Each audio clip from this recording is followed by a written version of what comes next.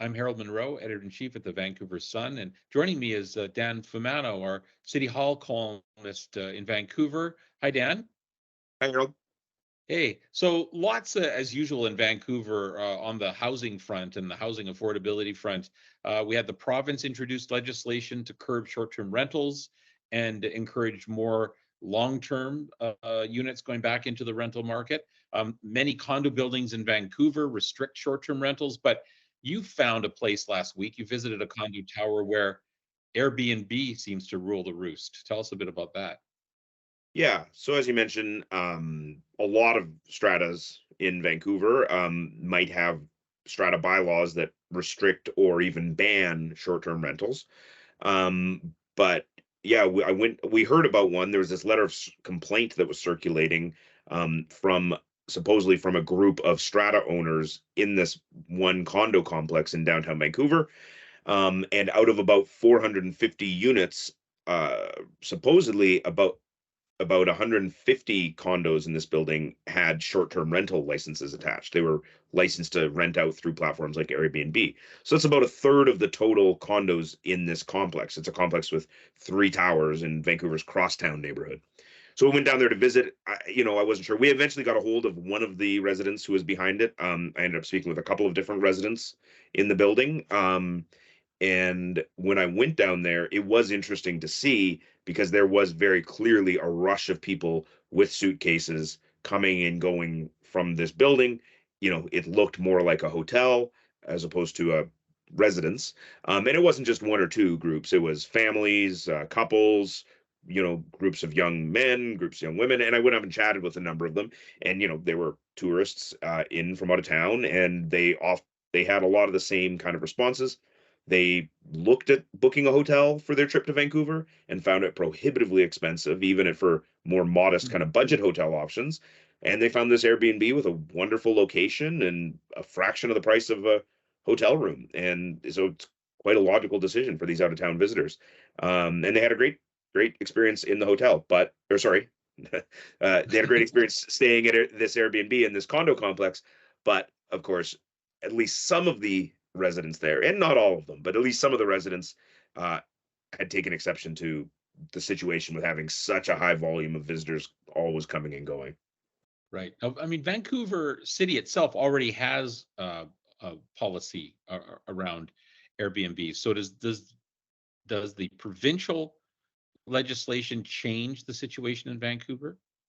So one of the one of the key features of the provincial legislation is that people can only rent out their principal residence. So if it's the place where you reside most of the time, but you're going to be out of town for a few weeks or a month or a couple of months, then you can rent out your home through Airbnb or other similar services.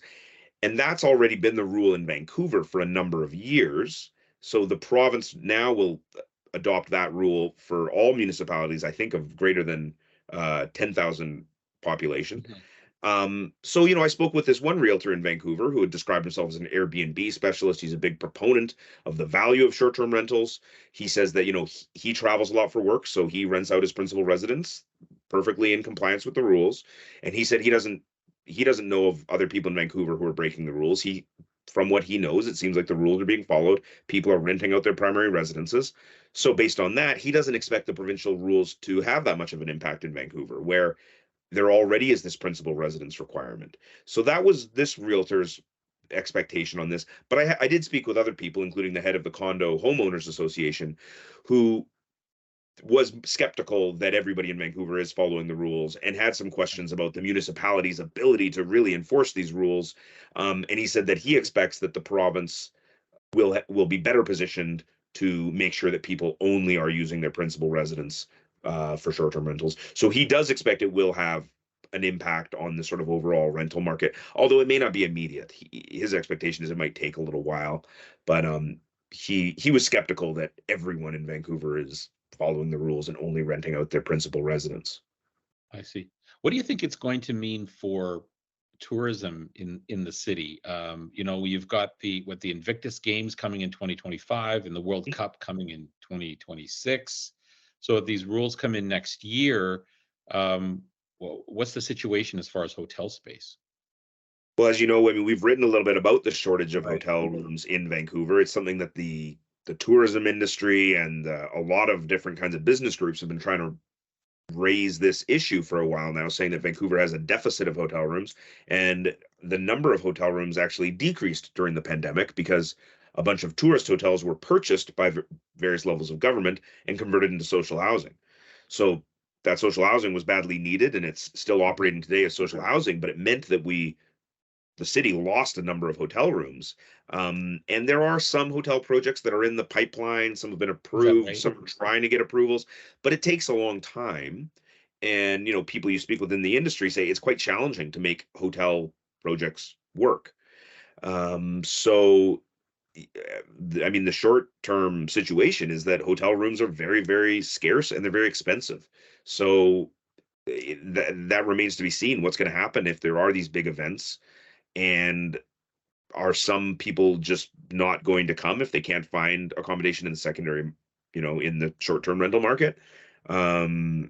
So it is a bit of a question mark. We don't know what's going to happen. Right. Yeah. I guess, yeah, we'll have to see.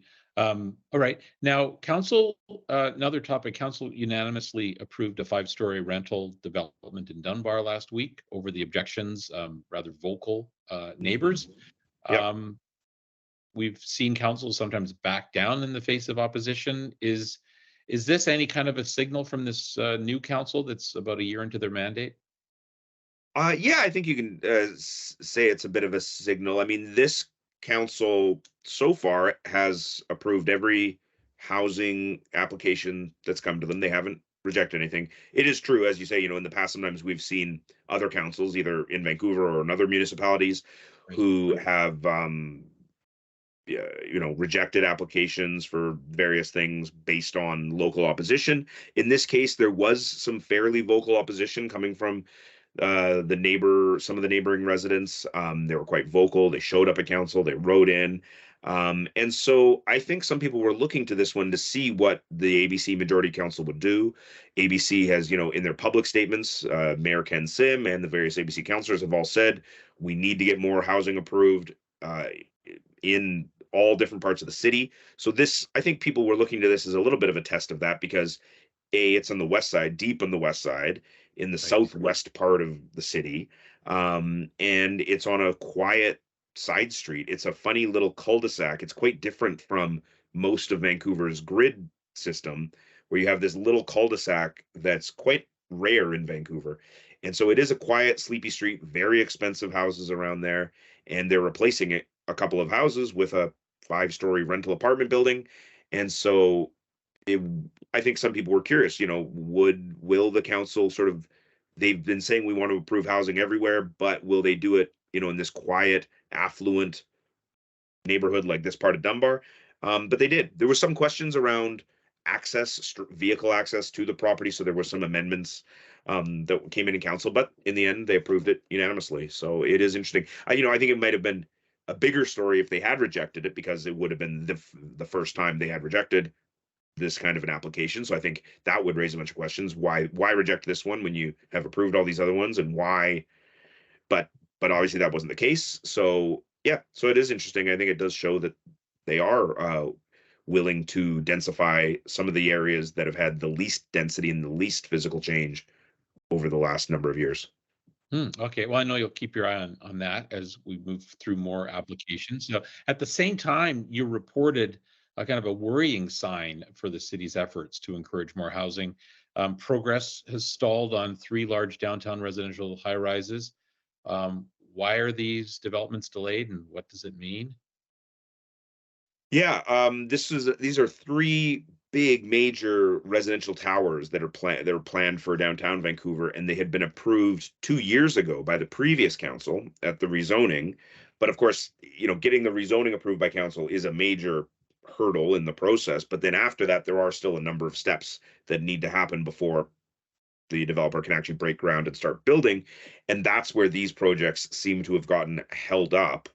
And in at least one of the cases, I spoke directly with the president of West Group Properties, who explained that in as they were trying to advance the project and meet all of the conditions, The city just kind of made the process slow, and they had to wait a long time for responses from the city. So eventually it delayed the project to the point where in the last few months, the developer looked at it and said, we're not going to move forward with this because it's not a viable project, largely because of interest rates. The cost of financing these projects, financing them has become so difficult. It's difficult to access financing, which decides whether or not the project can move ahead. And, these private sector companies are not going to move ahead and sink a bunch of money into something that's going to be a money loser for them. So they're quite content to just sit back and wait. In the meantime, it's offering housing. It is providing housing. It's an existing apartment building. So it's not like it's Right. just an empty hole in the ground. People are still living there. And so presumably imagine for at least a number of the people there who live there now, they're probably quite happy if this project is delayed maybe for a long time. Anyway, but essentially the developers had a window where they were supposed to move forward to the next stage, and they just haven't been able to do that. So what they had requested and what council granted is an extension of that window, which means that they have a little bit more time before moving to that next stage, which also entails them paying these cash payments to the city. But 6 months from now, we don't know what's going to happen. So they've got a 6-month extension. Will one or two or maybe all three of these projects move forward to the enactment of the bylaw and actually start moving forward in the next few months? Or 6 months from now, maybe they're going to be seeking another extension. We don't know. So we'll see what happens there. So it's clearly just not the right environment, at least for these major developers, to be proceeding with big projects. So I guess we'll have to keep our eye on other projects to see if they are also similarly affected. Yeah, certainly. And I mean, what we're hearing is that there are a number of projects that are kind of on the back burner or they're being delayed. The reason we heard about these three specifically is because they had to go to council to seek permission to extend this deadline. Not every project has this kind of a deadline, but these three were approved kind of in the early part of the pandemic, and they included this 24-month window where they had to move forward. But not every project has that window, so we're not learning about every project because they don't always need to seek council's permission to extend. But these three major downtown high rises are all in that situation. So Okay. yeah, Well, lots to chew on. Thanks, Dan. Thanks again for this week, and we'll talk again next great. week. Thanks, Harold. Talk to you soon.